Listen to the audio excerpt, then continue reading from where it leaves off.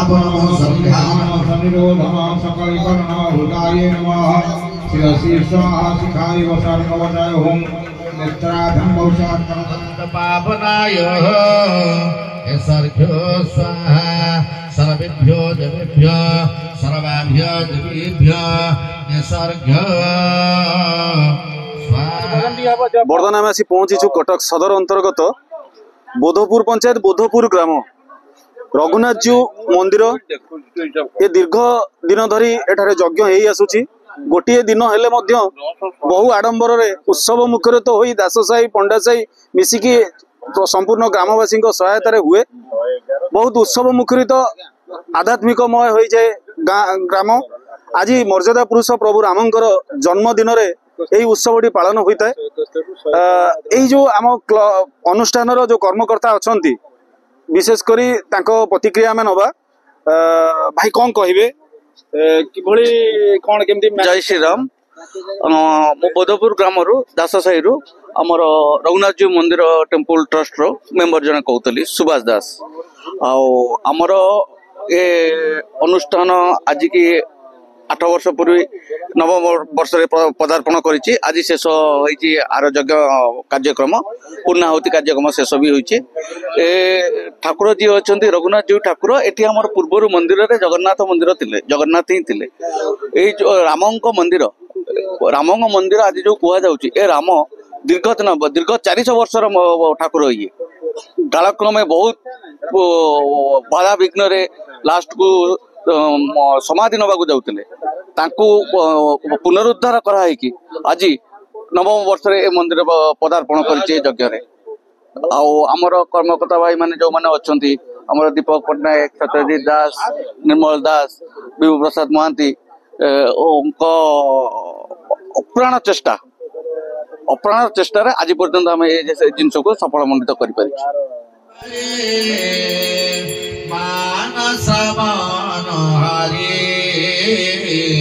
प्रभु जय का सपनंदन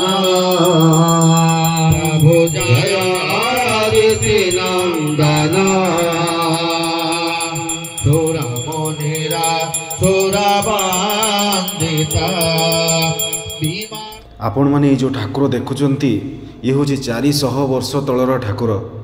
एक कथा आमे कहूनु आज्ञा यह पुराण वर्णित अच्छी जनाण पौधी जनाण चंद्रिकार लिखित जो सिद्ध पुरुष थिले साधुचरण दास सी ए दास साहिर बासिंदा थिले तो 400 वर्ष तलर कथा बोली एइथिपाई आमे कहूछु जे से जो मालिका लिखि देई जाइछंती से मालिकार वर्णित अच्छी से आमे आकलन करुचु जे 400 वर्ष तलर बोली तो सी सिद्ध पुरुष थिले भगवान को दर्शन से करथिले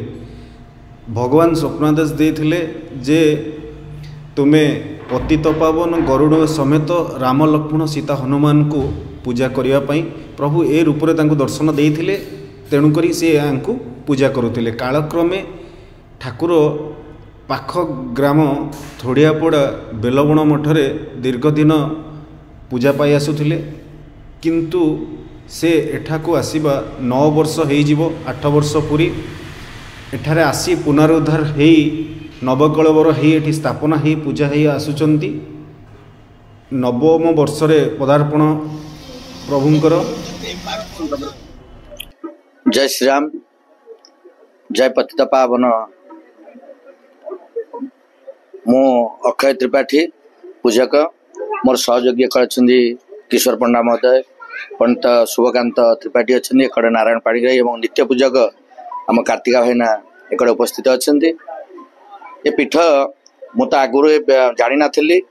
8 वर्ष है मुझे आसूची कंटिन्यू ये 8 वर्ष है मु ठाकुरंकर यज्ञ काम नियोजित अच्छी आ पीठ भारी सुंदर आम बहु